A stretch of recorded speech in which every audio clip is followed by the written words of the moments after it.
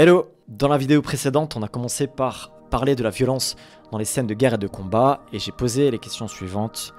Qu'est-ce que l'on fait avec ce que l'on visionne et comment est-ce qu'on réagit? Comment cela impacte et influence nos vies? On a vu que les plateformes de réseaux sociaux feront tout pour nous garder accrochés à l'écran et pour battre leurs concurrents, et que c'est un business puissant avec des gens qui s'en mettent plein les poches. Aujourd'hui, je propose de parler de la violence dans les séries et dans les jeux vidéo. On s'est assez habitué en fait à la violence dans les séries et dans les films, et c'est pas quelque chose de nouveau. Les Américains, eux, ils ont même réussi à la rendre drôle avec ce qu'ils appellent le slapstick. Le slapstick, en fait, c'est un genre d'humour qui implique une part de violence physique, mais qui est volontairement exagéré, comme par exemple dans Maman j'ai raté l'avion, quand le petit Kevin réussit à surprendre des voleurs avec des pièges assez violents, mais on est mort de rire.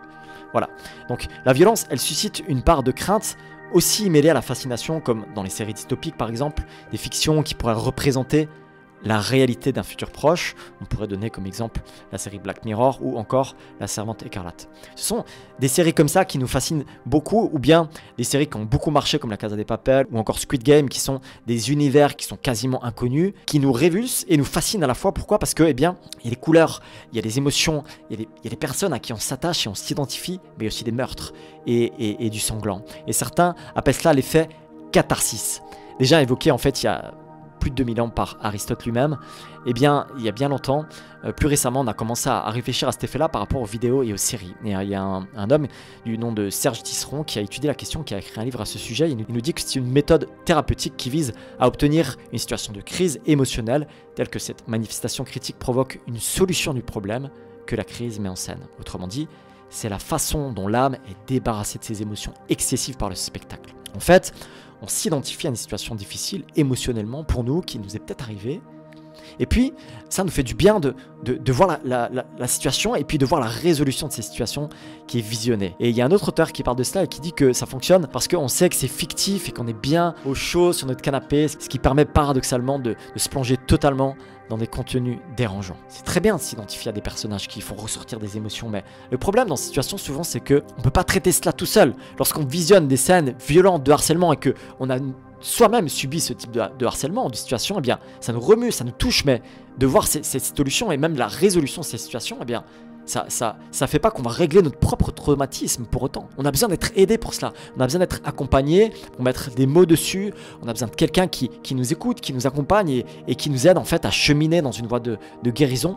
C'est la même chose évidemment pour les questions de viol ou toute autre forme d'abus, où nous retrouvons certaines choses, certains éléments dans des séries, puis émotionnellement, évidemment, qu'on s'identifie à ces personnages lorsqu'on a soi-même vécu ce type de traumatisme. Mais on ne peut pas les régler tout seul, c'est très important. Alors, parlons un petit peu des jeux vidéo. Attention, là aussi, je ne veux pas forcément diaboliser tous les jeux vidéo, d'accord? Les jeux vidéo en général, on va parler des jeux vidéo violents. Il faut dire déjà que il y a différents avis qui ont été énoncés, surtout au début des années 2000, quand c'était encore un petit peu nouveau tout ça, à l'époque de Street Fighter, de Mortal Kombat. Il y avait certaines craintes, mais on se rendait compte que quand même, les jeunes, en fait, quand ils se retrouvaient, ils savaient faire la part des choses.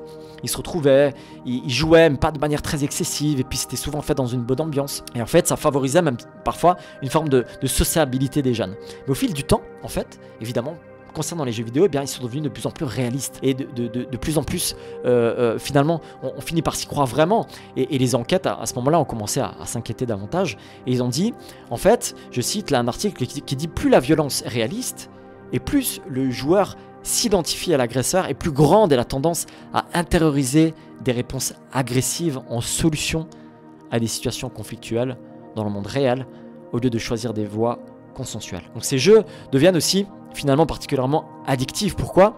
Puisqu'ils ont des effets spéciaux tellement bien faits qu'on finit par se croire réellement dans la vraie vie de ces avatars. On s'identifie à eux et que par là on se crée une autre personnalité. Il y a certains films d'ailleurs qui ont mis en avant le risque de ce monde virtuel du futur qui pourrait devenir, comme dans le film Ready Player One de Spielberg, une réalité. En tout cas une réalité tellement puissante que ça change complètement l'humanité. C'est pas pour rien que l'un de ces jeux les plus célèbres est celui qui a emmagasiné le plus de dollars. Il s'agit évidemment de Call of Duty. Depuis sa sortie en 2003, elle a généré plus de 30 milliards de dollars de chiffre d'affaires.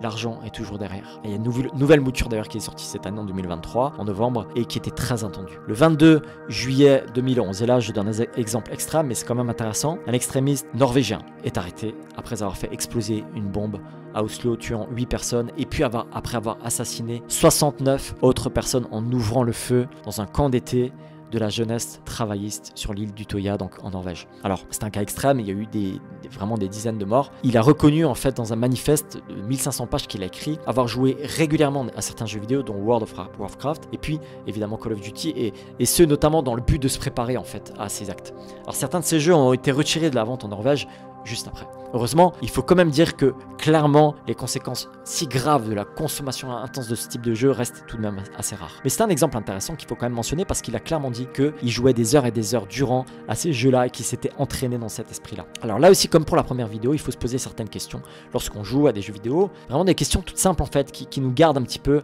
sur la bonne voie. Qu'est-ce que je cherche à évacuer lorsque je visionne ce type de film ou que je joue à ce type de jeu vidéo? Est-ce que cela m'aide ou est-ce que je retombe toujours dans les mêmes angoisses? Si je m'évade pour un temps et si cela me fait du bien, est-ce que c'est une solution à la gestion de mon stress ou à mes traumatismes? Est-ce que je peux me passer de pouvoir jouer à ces séries ou à jouer ces jeux? Est-ce que c'est un passe-temps que j'arrive réellement à gérer? C'est toutes des questions importantes qu'il faut réussir à se poser pour savoir finalement si vraiment on arrive à vivre la vraie vie dans la vie réelle et à traiter nos difficultés sans vouloir forcément toujours constamment s'échapper ailleurs. Parce qu'à un moment donné, la réalité nous rattrape.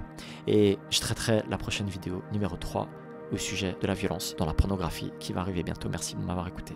À bientôt.